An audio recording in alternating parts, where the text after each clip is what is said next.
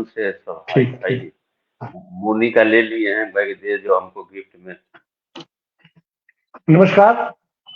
बहुजन संवाद में आपका स्वागत है, अभिनंदन है। नए साल, नया साल 2023 खत्म हुआ,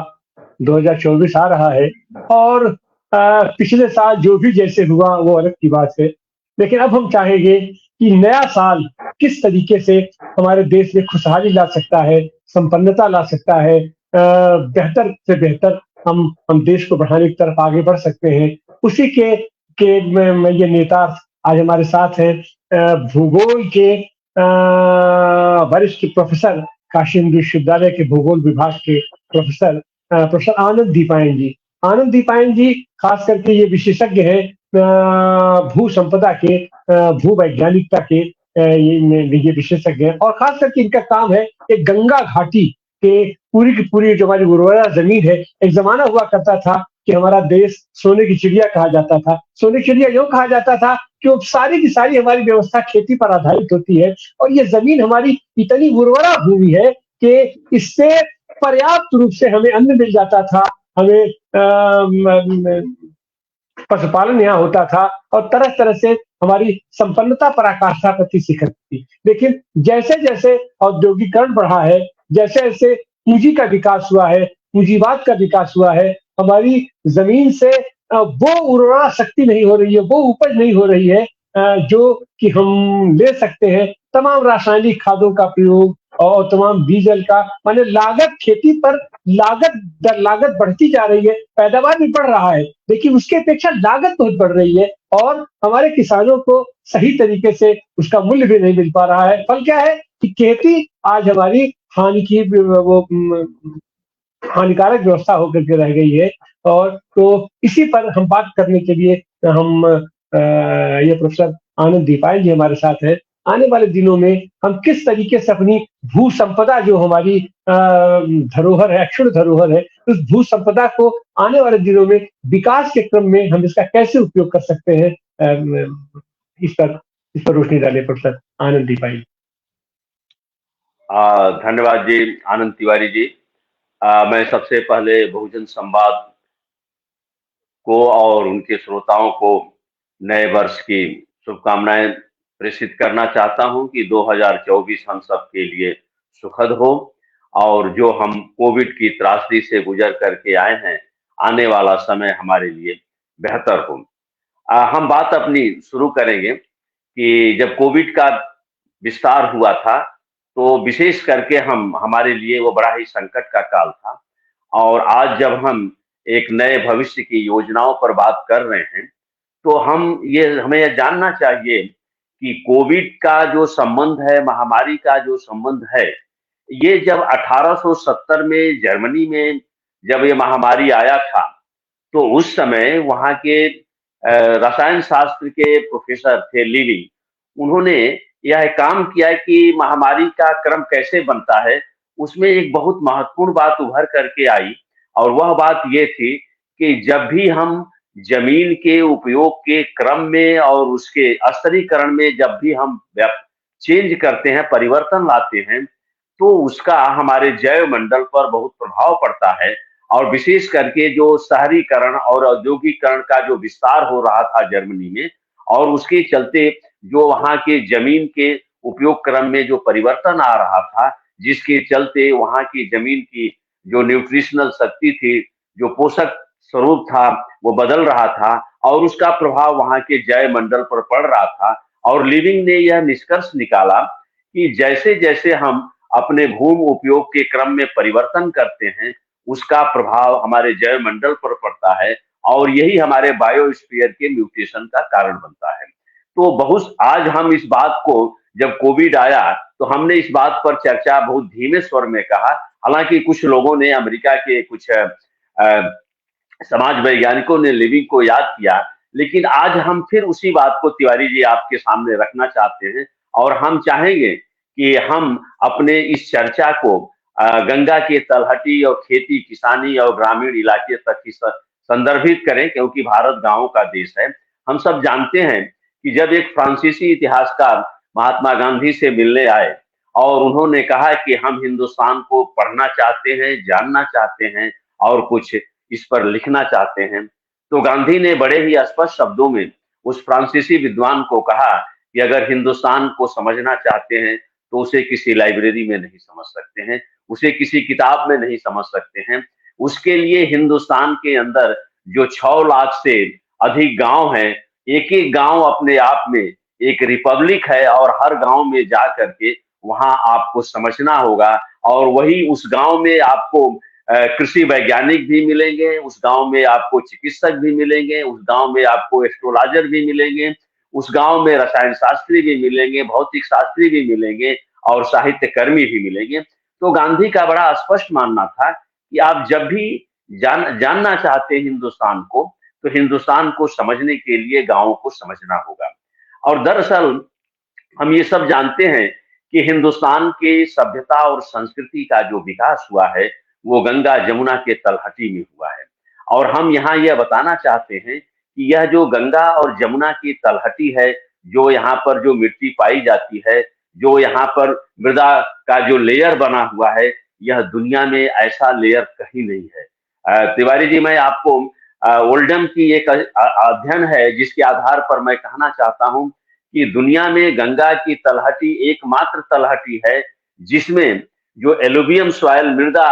मिट्टी का जो जमाव है वो 3000 से 4000 मीटर तक गहरा है। और इसका पीएच वैल्यू किसी भी मिट्टी की गुणवत्ता को बेहतर बनाने के लिए सबसे बड़ा कारक होता है। और यह 6.5 से 7.5 के बीच में परिवर्तित होता रहता है। और यही मिट्टी की वह क्वालिटी है जिसके चलते इसका जो मोटाई है वह इसके उर्वरता को कभी खत्म नहीं होने देता। और जो इसका जो पीएच वैल्यू है वह इसके गुणवत्ता को कभी खत्म नहीं होने देता। और इसीलिए दुनिया में जितने भी मौसमी फल हैं, जितने भी कृषि उत्पाद हैं, जितने भी साग सब्जी हैं, उसका सभी तरह का उत्पादन इस गंगा की तलहटी में होता है। और हम यह जानते हैं कि गंगा की तलहटी हिंदुस्तान के 40% जो जनसंख्या है उसका भरण पोषण करती है,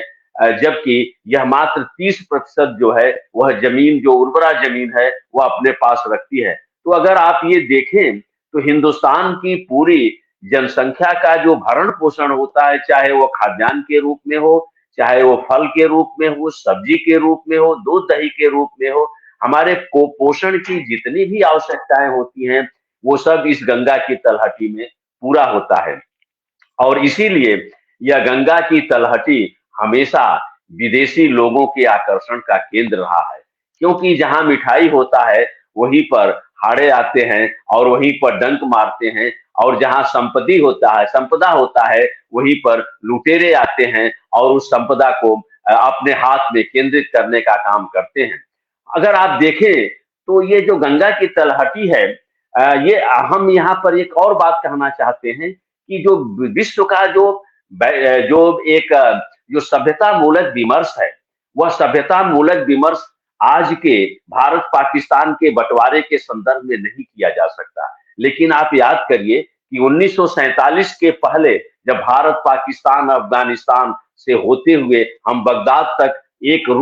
मुश्त आया जाया करते थे। और जो हमारे अफगानिस्तान की जो सरजमी थी वहां से हम यूरोप में बाजार किया करते थे अपने यहाँ से गुड़ का और सब चीजों का। यह इस क्षेत्र के तमाम जो कृषि उत्पाद थे हम वहां तक ले जाया करते थे। और इस कृषि उत्पाद के बीच में ही यहाँ के ग्रामीण समाज का विकास हुआ है। तो जो हम भारतीय सभ्यता और संस्कृति की वकालत करते हैं, वह सभ्यता और संस्कृति के जितने भी अवयव हैं वह हमारे ग्रामीण समाज और कृषि संबंधों के बीच से ही उपजे हैं। दुर्भाग्य ये रहा। और ये ग्रामीण समाज की जो सबसे बड़ी खासियत होती है उसमें भाईचारा होता है, क्योंकि किसान जो होता है जब वो खेती शुरू करता है तो उसका पूरा उत्पाद प्रकृति के सामने होता है, भगवान भरोसे होता है। उसका खेत किसी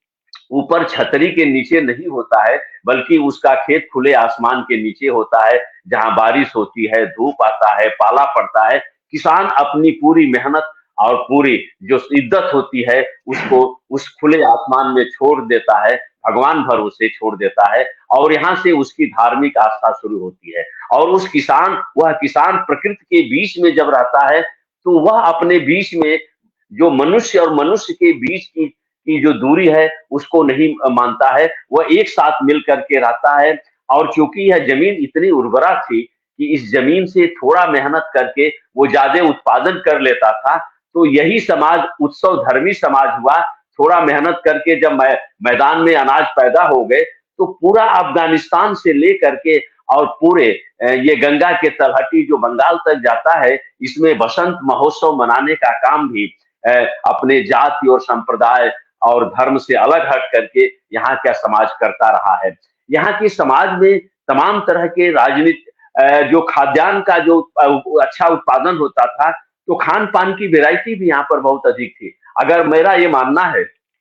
कि हिंदुस्तान इस गंगा की तलहटी में अगर 50 किलोमीटर का एक वृत्त बनाया जाए और उसके अंदर जितने भी खाद्यान्न है, खाने पीने की चीजें हैं, अगर उसका डॉक्यूमेंटेशन किया जाए और पूरे दुनिया के सामने रखा जाए, जिसे कृषक समाज में और गांव में बनाया गया है, जो हमारे तमाम उत्सवों में, दिवाली में, छठ में, होली में और तमाम तरह हर महीने हमारे यहाँ उत्सव होता है, त्योहार है और हर उत्सव और त्योहार के बीच में एक व्यंजन है। उस व्यंजन का अगर डॉक्यूमेंटेशन करके सामने रखा जाए तो हमें लगता है कि वो हमारे ग्रामीण समाज की एक बहुत बड़ी पूंजी है, जिसका एक व्यापारिक आधार बन सकता है। दुर्भाग्य की बात यह है कि जब औपनिवेशिक प्रक्रिया आगे बढ़ी तो औपनिवेशिक प्रक्रिया के चलते, मैं चूंकि ये लंबा विस्तार हो जाएगा, कभी हम इस पर लंबे में बात करेंगे, लेकिन हम जहां एक टर्निंग पॉइंट जिसे हम मानते हैं वो लॉर्ड कॉर्नवालिस का परमानेंट लैंड सेटलमेंट एक्ट था, जिसके चलते परमानेंट लैंड सेटलमेंट एक्ट लागू करके इस पूरे इलाके के भूमि बंदोबस्त को और क्रॉपिंग सिस्टम को परिवर्तित किया गया। पहले यहाँ का फसल चक्र जो है वो हमारे आवश्यकता के हिसाब से होता था कि हमें क्या खाना है, हमें क्या पहनना है। लेकिन जब परमानेंट लैंड सेटलमेंट एक्ट आया तो उसके बाद से ब्रिटिश साम्राज्यवाद ने यहाँ के फसल चक्र को अपने व्यापारिक हितों में और औपनिवेशिक हितों को पूरा करने के लिए किया। जैसे तराई के बेल्ट में उसने गन्ने की पैदावार को शुरू किया, जूट की पैदावार को शुरू किया, चंपारण के इलाके में नील की खेती को शुरू किया और जिसके चलते बड़े पैमाने पर यहाँ पर विस्थापन हुआ। और उस विस्थापन के चलते जो गिरमिटिया मजदूर, यह इलाका जो भू संपदा से भरा हुआ है, औपनिवेशिक काल में शोषण के चलते यह इलाका ही सबसे बड़े जो है मानव पलायन का केंद्र बना। यहाँ से गिरमिटिया मजदूर के रूप में मॉरिशस और ट्रिनिडाड और टोबैगो लोग उसी परमानेंट लैंड सेटलमेंट एक्ट के बाद जाना शुरू हुए, क्योंकि मानव और जमीन के बीच का जो एक जो नैसर्गिक रिश्ता था उसको औपनिवेशिक विकास की नीतियों ने तोड़ दिया और उसके चलते यह इलाका भुखमरी का शिकार हुआ, यह इलाका बेरोजगारी का शिकार हुआ और यह इलाका जो यहाँ की संपदा में जो लूट का जो कारण था वह इसमें शामिल हुआ। जैसे हम आप एक बताना चाहेंगे कि ये पूरा का पूरा जो गोरखपुर का क्षेत्र रहा और जैसे जैसे ट्रिनिडाड टोबैगो में और विशेष करके जब फ्रांस की क्रांति हुई और पूंजीवाद का विकास होने लगा यूरोप में और कैरेबियन द्वीप में, वहां से जब गन्ने की उत्पादन कम हुआ तो ईस्ट इंडिया कंपनी, जिसका शुगर में जब भी अधिक उत्पादन होता था इस इलाके में, तो ईस्ट इंडिया कंपनी का सेंसेस मार्केट दुनिया में उछलने लगता था, क्योंकि गन्ना यहाँ पैदा होता था और इस गन्ने से शुगर के रूप में यहाँ से ले जाया जाता था। जो हम गुड़ बनाते थे और जो नैसर्गिक रूप से हम यहाँ से अफगानिस्तान होते हुए गन्ना पैदा करते थे, उस रूट को चेंज किया गया और उसके बाद से यह पूरा इलाका भुखमरी और दरिद्रता का शिकार हो गया। और उसके बाद से आप देखेंगे कि जब आदमी पलायित हुआ, जब आदमी विस्थापित हुआ, अपने सांस्कृतिक रूप से विस्थापित हुआ, और यही कारण रहा कि यह समाज जो हम कह सकते हैं कि गंगा के बीच का जो समाज है, यह कई रूपों में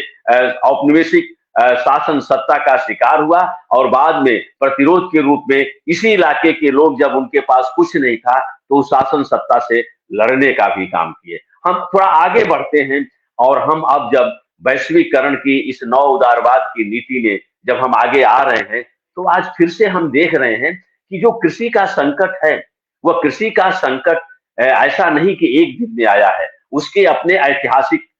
रूट हैं। उस ऐतिहासिक विरासत से भी यह और विकृत रूप हुआ है, और नव उदारवाद की नीतियों ने हमारे कृषि व्यवस्था को तहस-नहस किया है। और विशेष करके आज की तारीख में जब हमें ग्रामीण इलाके को कृषि क्षेत्र में हमें नए तरह के प्रयोग करने चाहिए, जो कृषि क्षेत्र का संकट है उसको हमें एड्रेस करना चाहिए,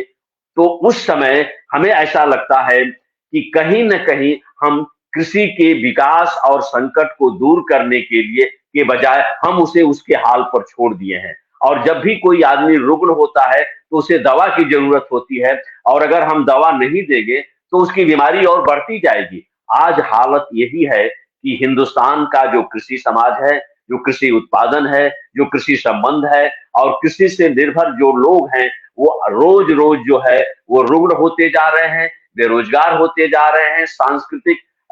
उनका विस्थापन हो रहा है, भाषाई विस्थापन हो रहा है, घर से विस्थापन हो रहा है, और मोटे तौर पर एक पश्चिमती का माहौल जो है बना हुआ है। रोडें बन रही हैं, बड़े बड़े हाईवे बन रहे हैं, लेकिन उस हाईवे के किनारे जो कृषक समाज है, जो खेती किसानी का जो संकट है, हमारे जो छोटे छोटे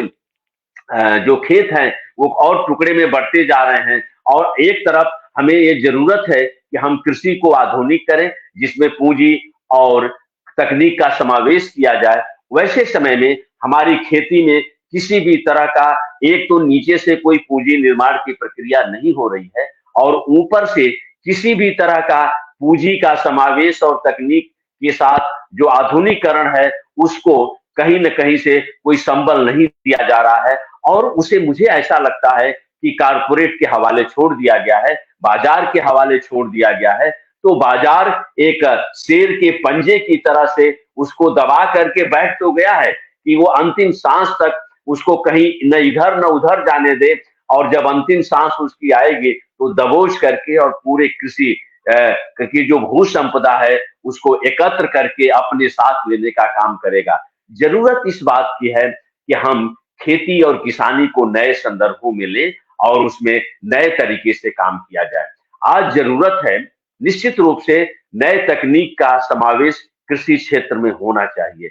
निश्चित रूप से कृषि का विकास होना चाहिए। निश्चित रूप से जो परिवार का विघटन और जो कम्युनल प्रॉपर्टी राइट के तहत जो एक व्यक्ति के नाम पर जो जमीन है वह जमीन लावारिस पड़ी हुई है, उसका भी होना चाहिए। लेकिन इसका स्वरूप, इस पर एक बहस होनी चाहिए, और यह बहस एक तरफा नहीं हो सकती। यह बहस केवल कारपोरेट नहीं चला सकता। इस बहस को चलाने के लिए जो गांव का जो किसान है, जो गांव का जो मजदूर है, उसको भी शामिल किया जाना चाहिए। और मेरा अपना ये मानना है कि उनका एक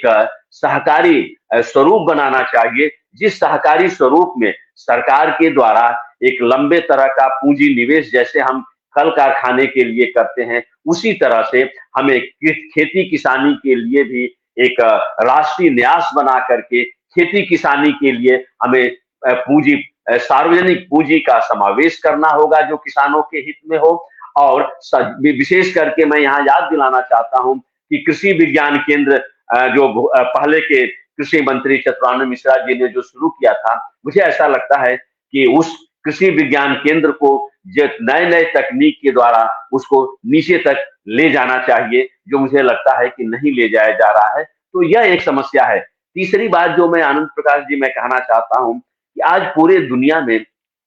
क्लाइमेट चेंज की बात चल रही है, और क्लाइमेट चेंज को पलायन से, क्लाइमेट चेंज को जो है उत्पादन से और व्यापार से देखा जा रहा है। लेकिन यहाँ भी किसान को उसके भरोसे छोड़ दिया गया है। आज क्लाइमेट चेंज के नाम पर बड़े बड़े जो कारपोरेट सेक्टर हैं और मल्टीनेशनल हैं, वो जो बड़े बड़े जो इंडस्ट्री हैं, वहां तो अपने तरह का वो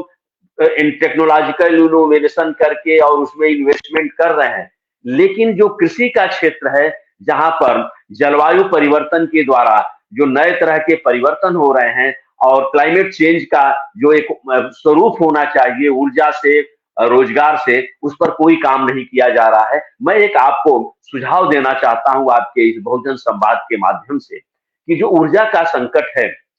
और पराली का संकट है। इन दोनों संकट को अगर सरकार और सार्वजनिक क्षेत्र के लोग इसको एड्रेस करें तो इसका हल निकाला जा सकता है। और इसका हल निकालने के लिए हम ये देख रहे हैं कि जो पराली निकल रही है, जो वेस्ट निकल रहा है एग्रीकल्चर से, उस वेस्ट को हमें कलेक्ट करके और ग्रामीण जगह पर ही, ग्रामीण जहां पर वो वेस्ट निकल रहा है उसी जगह पर ग्राम समाज के जो नौजवान हैं उनको उसमें शामिल करके उनका एक सहकारी स्वरूप बना करके और उनको टेक्नोलॉजिकल स्वरूप दे करके हम उसको एनर्जी में कन्वर्ट कर सकते हैं। गांव में ही जो हमारा जो पूरा जो वेस्ट निकल रहा है, तो एक तो हम ग्राम समाज को उसके एनर्जी की आवश्यकताओं के स्वरूप उसको स्वावलंबी बना सकते हैं। अगर अतिरिक्त ऊर्जा का उत्पादन होता है तो उसे ग्रिड से हम जो है नेशनल ग्रिड से जोड़ सकते हैं और वहां गांव में एक संसाधन का विकास हो सकता है, क्योंकि भरपूर मात्रा में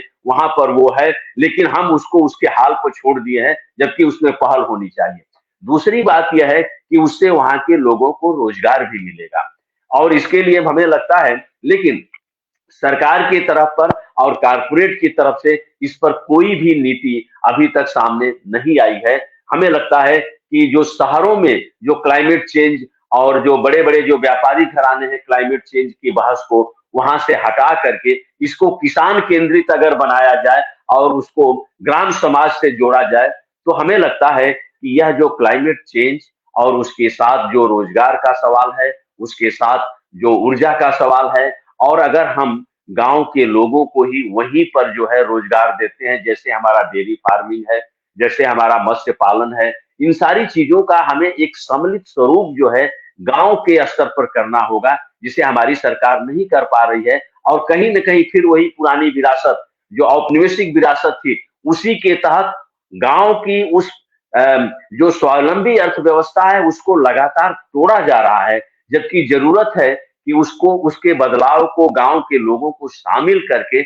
उसके बदलाव को आगे बढ़ाया जाए। और इसमें जो सरकार और हमारे जो सार्वजनिक पूंजी, जो वित्तीय पूंजी है, जो कारपोरेट सेक्टर में लग रही है, उस पूंजी का एक नियंत्रण ये रूप में जो है उसको ग्राम समाज में सरकार के द्वारा निवेशित करके वहां के संसाधनों को ध्यान में रख करके और वहां हम रोजगार का मॉडल बना सकते हैं। तो आज हमें स्मार्ट सिटी के बजाय स्मार्ट गांव बनाना होगा। अगर हम, और यह पूरी दुनिया में आनंदित इस बहस को चलाया जा रहा है कि जो सेंट्रलाइज जो इकोनॉमिक मॉडल था डेवलपमेंट का, वो खत्म हो रहा है, क्योंकि सेंट्रलाइज इकोनॉमिक का मॉडल जो है वो केंद्रीकृत व्यवस्था को दे रहा है, जिसमें लोगों को जगह नहीं है। और कोविड ने यह साबित कर दिया कि जब भी संकट आएगा रोजगार का, खाद्यान्न का, तो शहर जो है हमारे मजदूरों को एक दिन भी नहीं रख पाएंगे और हमारा गांव सदियों से उन मजदूरों को, उन गरीबों को अपने पास सजो करके रखा है। तो वो अच्छी व्यवस्था नहीं है, लेकिन उसके अंदर यह एक कैपेसिटी है कि वो बुरे से बुरे लोगों को भी अपने साथ रख लेता है। आज मुझे लगता है कि हिंदुस्तान की जो संपदा है उसका मूल्यांकन जो है, उसका दस्तावेजीकरण ग्रामीण स्तर पर होना चाहिए। जो जमीन की जो उर्वरा शक्ति है उसकी मैपिंग होनी चाहिए कि किस गांव की मिट्टी किस तरह की है, उस वहां पर किस तरह का फसल उगाया जा सकता है। जैसे फर्रुखाबाद का आलू बना, जैसे कि कहीं का गन्ना है, कहीं का जैसे कि मिर्जापुर का जीरा 32 चावल है, जैसे कि बस्ती का जो है काला नमक चावल है। इनकी हमें टैगिंग करके, क्योंकि वो सॉइल का जो पीएच वैल्यू है वह उसके लिए जिम्मेदार है, और इसकी हमें एक मैपिंग करनी होगी। और उस मैपिंग के आधार पर उस इलाके में किसान केंद्रित सहकारिता के माध्यम से वहां पर उसका उत्पादन होना चाहिए और उसका विपणन होना चाहिए। और इसमें सरकार को एक बड़े जिम्मेदारी के साथ इसमें हस्तक्षेप करते हुए किसान के पक्ष में खड़ा होना चाहिए। और अगर हम ये नौ उदारवाद की नीतियों को और आगे बढ़ने देते रहेंगे, तो मुझे ऐसा लगता है कि हमारा खेती किसानी और चौपट होगा। और मुझे लगता है कि जब तक इस देश का गांव और किसान समृद्धशाली नहीं होगा, शहरों में जो पूरा बजट लगाया जा रहा है, रोड बनाई जा रही है, मुझे ऐसा लगता है कि जहां पुल नहीं जरूरत है वहां भी पुल बनाया जा रहा है। ऐसा ये कहीं न कहीं से नौ उदारवाद की नीतियों का प्रभाव है कि वह केवल और केवल अपने फायदे के लिए जो रोड बन रहा है, हाईवे बन रहा है, वो ऑटोमोबाइल इंडस्ट्री को फायदा पहुंचा रहा है। उसमें किसान के और जो नौ उदारवाद की नीतियां चल रही हैं, उसमें ग्रामीण समाज के जो विशिष्ट उत्पाद हैं, उसके विपणन की व्यवस्था नहीं की जा रही है, बल्कि ऊपर से जो कारपोरेट क्षेत्र में मल्टीनेशनल जो बड़े बड़े अब उत्पाद कर रहे हैं, उसको गांव में ढकेला जा रहा है। और गांव में उस तरह की चीजों को, जैसे कि गांव में मैगी का विस्तार हो रहा है, लेकिन गांव का गुड़, गांव का जो खान पान है, उसको खत्म किया जा रहा है। मुझे ऐसा लगता है कि मुझे हम सब लोगों को इस तरफ ध्यान देना चाहिए। और इसके लिए हम जो भी व्यापार जो भी योजना बनाते हैं, उस योजना में किसान और ग्रामीण समाज की भागीदारी के बिना कोई भी चीज पूरा नहीं हो सकता है। और यदि कोई भी लोग ये चाहते हैं कि ऊपर से थोपा जाए, तो वो मुझे लगता है कि सही नहीं है। जैसे गांधी ने कहा कि अगर हिंदुस्तान को समझना है तो गांव को समझना है। अगर हिंदुस्तान के लिए किसी योजना का विस्तार करना है, उसे बनाना है, तो उसको ग्रामीण आधार पर वहां से इसको शुरुआत होनी चाहिए। उसके संपदा का दस्तावेजीकरण, उसके ज्ञान का दस्तावेजीकरण, उसकी विशिष्टता का दस्तावेजीकरण और उसके विशिष्ट उत्पादों की श्रृंखला को व्यवस्थित करके और उसका किसानों के कोऑपरेटिव के माध्यम से उनके बीच में जो युवा वर्ग है उनको उसमें शामिल करके और इसको हम एक नए स्वरूप पर ले जा सकते हैं। ये मुझे लगता है कि तिवारी जी, एक नए तरीके से हम चीजों को सोच सकते हैं। और कोई बात हो तो हम लोग आगे बात कर सकते हैं। जी दीपक जी, एक चीज ये है कि हम देखें कि जैसे पिछली सरकार में अभी आपने जिक्र किया चित्तरंजन मिश्र जी का, उन्होंने एक स्कीम लाई, लेकिन उसको आगे नहीं बढ़ पाया। यह सरकार भी किसानों के लिए बहुत प्रतिबद्ध है, काम कर रही है, और उसी के चलते 3 कानून लाए थे और मोदी जी का कहना था, और वो कानून न लागू हो इसके लिए किसानों ने 13 महीने लगातार संघर्ष किया। तो ये किसानों का संघर्ष और जो सरकार की तरफ से ये जो काम किया जा रहा है, इसके बीच कैसे तालमेल बैठाया जाए कि अपनी कृषक शक्ति और सरकार की शक्ति दोनों मिलकर के कैसे विकास के लिए आगे बढ़े। तिवारी जी, देखिए, मैं एक बहुत स्पष्ट शब्द, जैसे कि मैं गांव में मेरा रिश्ता है, आना जाना है।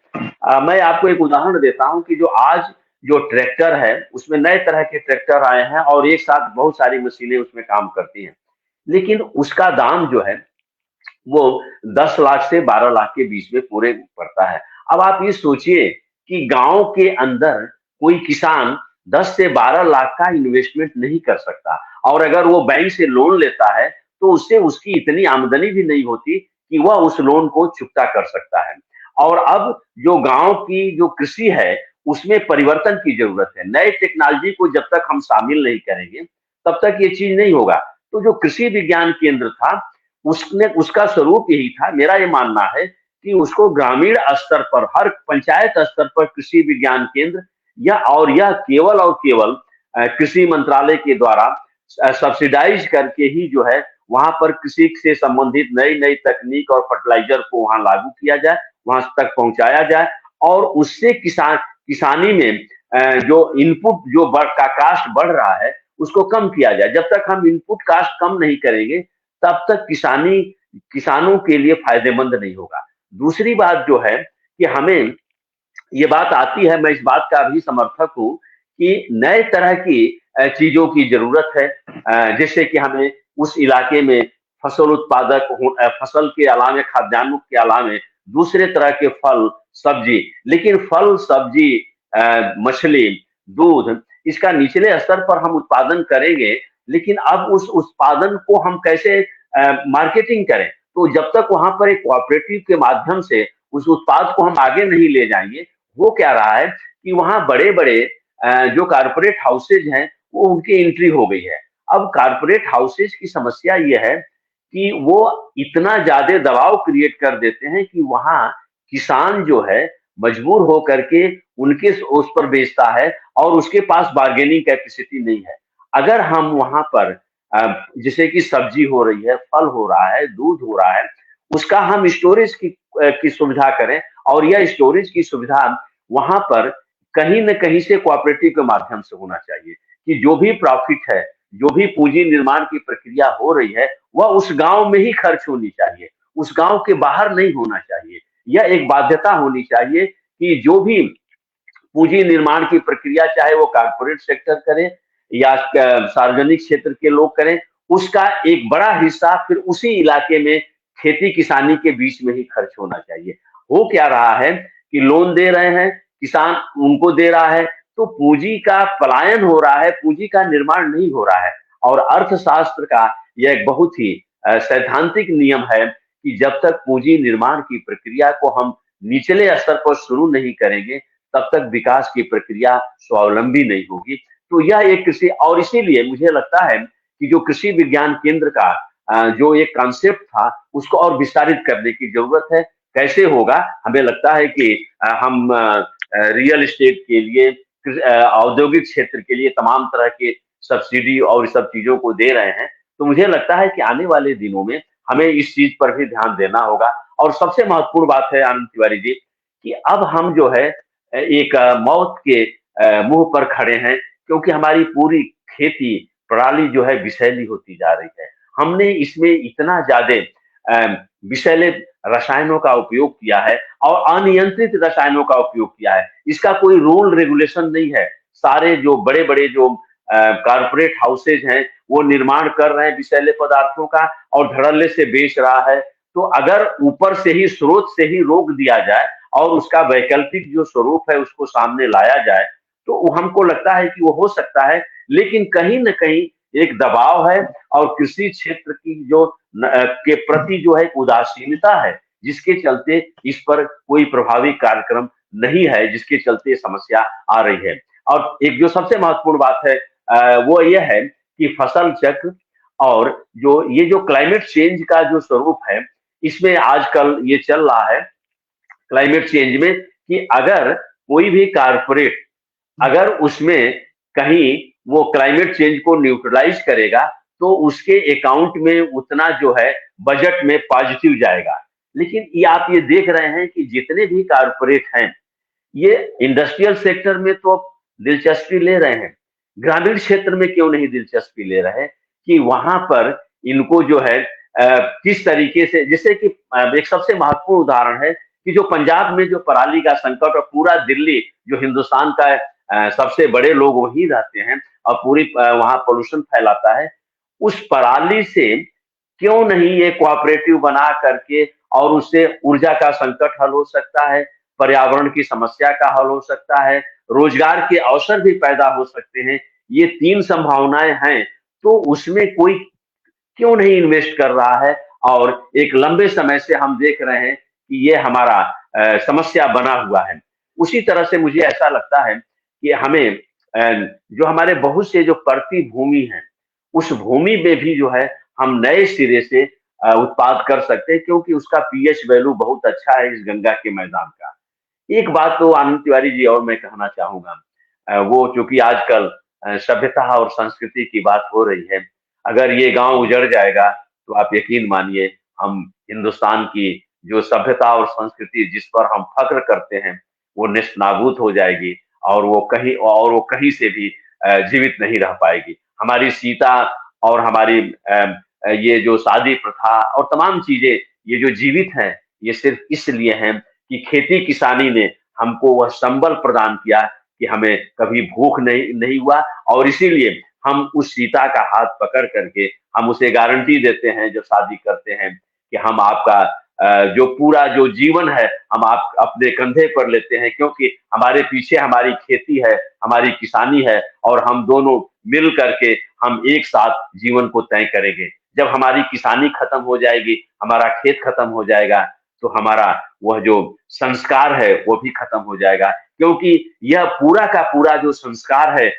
जो भी संस्कार जिससे हम भारतीय सभ्यता और संस्कृति के नाते गर्व करते हैं, ये सारे संस्कार हमारे गांव के कृषि संबंधों के उत्पाद हैं। और जब कृषि संबंधों में यह परिवर्तन होगा तो हमारे ये संस्कार भी धूमिल हो जाएंगे, नेस्तनाबूद हो जाएंगे। दुर्भाग्य की बात यह है कि हम अगर बड़े बड़े मंदिर बना लें, बड़े बड़े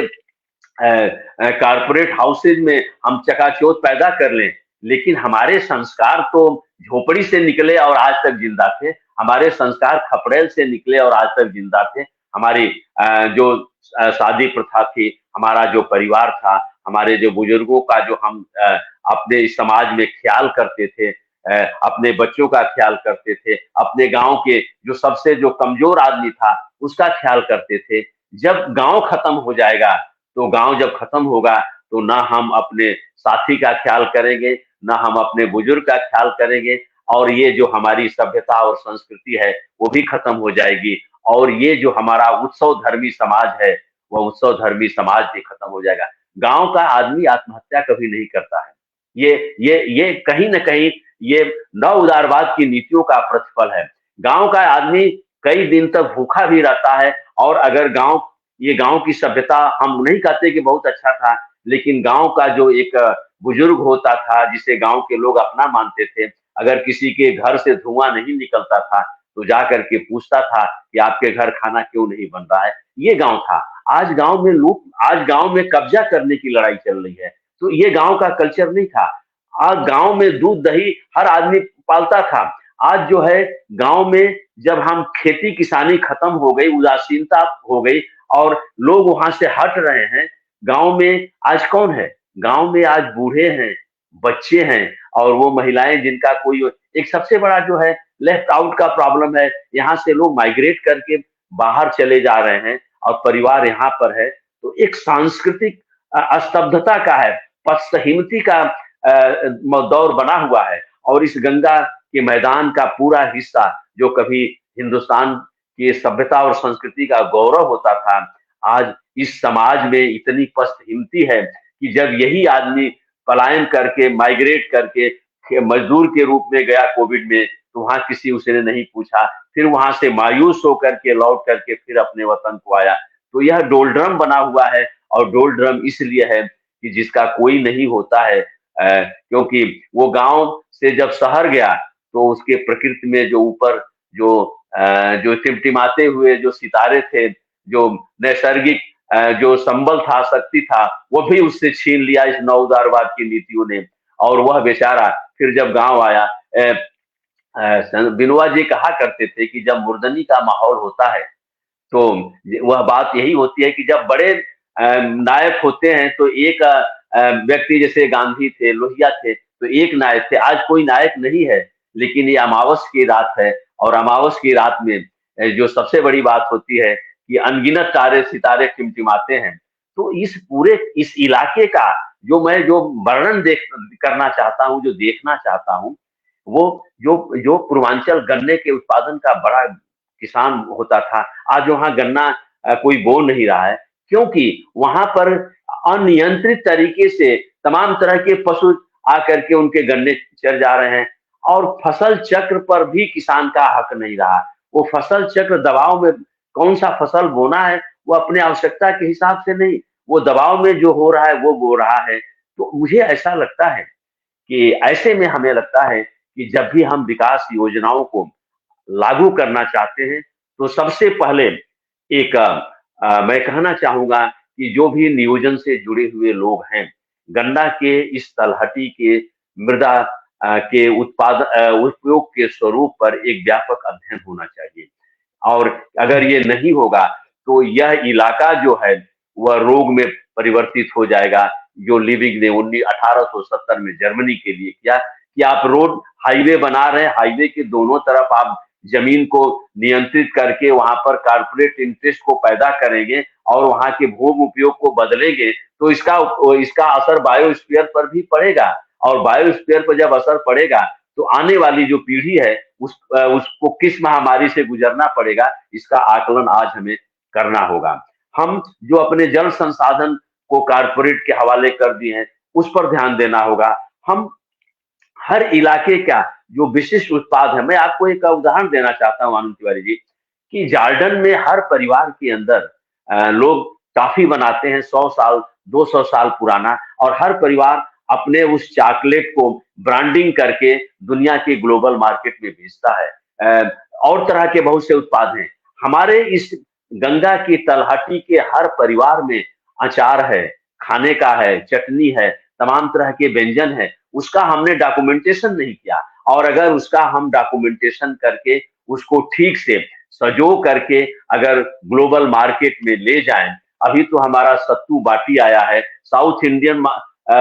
आया है, पंजाब के छोला भटूरा है, नॉर्थ ईस्ट क्या है, क्योंकि जो आदमी मजबूत होता है उसका खान पान भी मजबूत होता है, उसकी माँ को भी सम्मान मिलता है, उसकी भाषा को भी सम्मान मिलता है। इस इलाके का किसान जब पश्चिमी का शिकार है तो उसके खान पान को हेय दृष्टि से देखा जा रहा है, उसके भाषा को हेय दृष्टि से देखा जा रहा है, उसके वेशभूषा को हेय दृष्टि से देखा जा रहा है और उसके परिवेश को हेय दृष्टि से देखा जा रहा है। आज जरूरत है कि किसान आंदोलन जो चल रहा है इन सारी चीजों को समेट करके, और मुझे ऐसा लगता है कि यह एक सभ्यता मूलक किसान आंदोलन अपने आप में सभ्यता मूलक विमर्श की लड़ाई लड़ रहा है, क्योंकि गांव खत्म, किसानी खत्म, तो ये हिंदुस्तान की जो आजकल बहुत सभ्यता और संस्कृति की बात हो रही है, लेकिन उन्हें जो भी लोग सभ्यता और संस्कृति की बात करते हैं उन्हें यह नहीं भूलना चाहिए कि जब गांव और किसान और उससे जुड़े लोग खत्म होंगे तो सभ्यता और संस्कृति भी खत्म होगी, और फिर कारपोरेट सभ्यता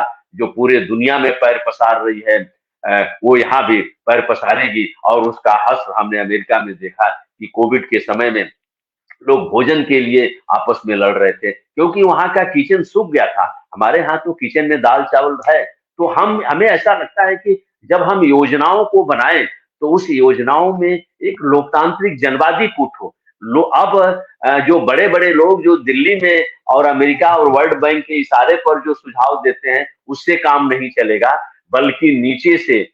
जो हमारी जो पंचायत है वहां से उन चीजों को निकाल करके और हर गांव की विशिष्ट उत्पाद को और विशिष्ट संसाधन को डॉक्यूमेंट करके और उसको हमें लाने की जरूरत है। और यह किसान आंदोलन के साथ जो सहकारी आंदोलन है इसको भी जोड़ना चाहिए, और इसके साथ नौजवानों के रोजगार का जो सवाल है उसको भी इससे जोड़ना चाहिए, क्योंकि जब तक क्योंकि उत्पाद गांधी जी कहा करते थे कि उत्पादन हमेशा मास में होना चाहिए, उत्पादन में अधिक से अधिक लोगों की सहभागिता होनी चाहिए, और इसका एकमात्र उदाहरण हमारा ग्रामीण समाज है। अब ये अलग बात है कि हम इस दौर में अपने ग्रामीण समाज को आधुनिक आवश्यकताओं के अनुरूप अपडेट नहीं किए, जरूरत है उसको अपडेट करके और उस ग्रामीण समाज की जो पूंजी है उसको सामने लाने की। तो हमें लगता है कि किसान आंदोलन, सहकारिता आंदोलन, छात्र और नौजवानों के रोजगार का आंदोलन, और जो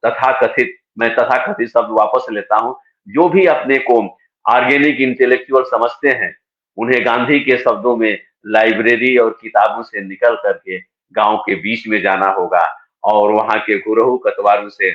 शिक्षा लेनी होगी। गांव में गांधी कहा करते थे, क्योंकि तिवारी जी हिंदुस्तान में 2000 बोलियां और भाषाएं हैं, और हम ये विकास अध्ययन में ये जानते हैं कि हर बोली जो है ज्ञान की संदूक है, एक एक बोली ज्ञान की संदूक है, और जब ज्ञान की उस संदूक पर ही हमला हो गया है, नव उदारवाद की नीतियों ने उस पर हमला करके रौंदते हुए अपना एक तरफा घोड़ा दौड़ा रहा है, अपना झंडा फहरा रहा है। बहुरंगी समाज उसे पसंद नहीं है, उसे एक रंगी समाज और एक भाषा, एक तरफा ज्ञान चाहिए। ऐसे समय में जो भी ये जो अंग्रेजी दा वाले, अंग्रेजी जानना बुरी बात नहीं, अंग्रेजी के हम भी समर्थक हैं, लेकिन अंग्रेजी मानसिकता से जो गुलाम बने हुए हैं, गांधी जो कहते थे कि गांव में आपको एस्ट्रोलॉजर भी है, गांव में चिकित्सक भी है, गांव में इंजीनियर भी है, उस परंपरा को, उस गांव के उस स्वरूप में आपको जाना होगा। कमियां हैं तो उस कमियों को दूर करिए, लेकिन बिना गए मत दूर करिए। वो दिल्ली और शहरों में बैठ करके जो गांव की मिट्टी है, जो गांव की समस्या है, उसको नहीं समझा जा सकता है। और मुझे लगता है कि जी सर। बहुजन संवाद जो है वो इस कार्य को कर रहा है, क्योंकि बहुजन संवाद तो बहुजनों का है और बहुजन आबादी गांव की है। और मुझे ऐसा लगता है कि जब योजना पर बात करेंगे तो हमारे आदर्श सीता हैं, राम हैं, जो हमारे ग्रामीण सभ्यता और समाज और संस्कृति के, जब हमारा गांव खत्म होगा तो हमारे जी मर्यादा पुरुषोत्तम राम की बताई हुई जो सभ्यता और संस्कृति के विमर्श हैं वो भी धूमिल हो गए। हमारे शंकर जो समावेशी हैं, अगर हमारा गांव खत्म होगा तो वो भी धूमिल होगा। और हमारे जो कृष्ण हैं, जो उत्सव और नृत्य के हैं, अगर हमारा गांव खत्म होगा तो हमारा सामवेद और कृष्ण का वो रासलीला भी खत्म होगा। तो अगर आप ये देखें कि भारतीय सभ्यता के जितने भी आयाम हैं, ये सब गाँव और किसान से जुड़े हुए हैं और ज़मीन से जुड़े हुए हैं। तो मुझे ऐसा लगता है कि नए साल में हमें इन संदर्भों को लेकर के आगे बढ़ना चाहिए और एक नए तरह की ऊर्जा और एक नए तरह के इनिशिएटिव की ज़रूरत है। वो सत्ता में जो बैठे हुए लोग हैं, वो पद और कुर्सी पा सकते हैं, लेकिन यह इनिशिएटिव तो बिना पद और कुर्सी के होगा और हमारे सामने इस रूप में गांधी एक आदर्श के रूप में है, उनको लेकर के और अपने बीच में नए-नए तरह के विमर्श को खड़ा करना है। मुझे ऐसा लगता है कि 2024 में इसकी शुरुआत होगी और मंजिल दूर भले हो, लेकिन कभी न कभी जो लोग इतिहास में बढ़ते हैं नंगे पैर और वो जो है कभी न कभी अपने इतिहास की यात्रा को भी पूरी करते हैं। तो मैं इन्हीं चंद शब्दों के साथ जी, 2024 की शुभकामना देते हैं और आपको धन्यवाद देते हैं कि आपने मुझे अपने इस सम्मानित चैनल में मुझे अपनी बात कहने का मौका दिया। धन्यवाद। जी, बहुत-बहुत धन्यवाद दीपायन जी। और ज़ाहिर-सी बात है कि जो हमारी ये समृद्ध भू संपदा है, इसका नियोजन तो हमारा किसान कर लेता है, वैज्ञानिक है, सब कुछ कर लेता है। और आशावादिता अगर कहीं देखनी है, तो हमारे गाँव में आप चलिए, हमारे किसानों को चलिए, तमाम असुविधाओं और न न ये तमाम कमियों से जूझते हुए भी वो उतना प्रसन्न रहता है, आह्लादित रहता है। लेकिन हमारी सरकार की भी ज़िम्मेदारी बनती है कि सबसे बड़ी ज़िम्मेदारी जो है कि वो जो भी उत्पादन करता है, उसका लाभकारी मूल्य उसको मिलना सुनिश्चित करना होगा, सुनिश्चित किया जाना होगा और उसके साथ-साथ उसके भूमि संयोजन को वो जिस तरीके से अपनी भूमि सभ्यता को वो संयोजित करना चाहता है, उत्पादन करना चाहता है, उसको प्राकृतिक रूप से उसका विकास होने दें, उसका विस्तार होने दें, तभी हमको ऐसा लगता है कि हम भारत के इस विकास परंपरा को हम आगे बढ़ा सकेंगे और हम उम्मीद करते हैं अपनी सरकार से भी और जनता से भी और अपने ये किसान आंदोलन के नायकों को भी कि ये आने वाले इस साल में 2024 में हम निश्चित रूप से इसको संयोजित करके आगे की तरफ बढ़ सकेंगे और देश को हम एक विकास के पथ पर अग्रसर कर पाएंगे। आपका बहुत-बहुत धन्यवाद, बहुत-बहुत आभार दीपायन जी। ये बहुजन संवाद एक बार फिर ये नए साल में अपने देशवासी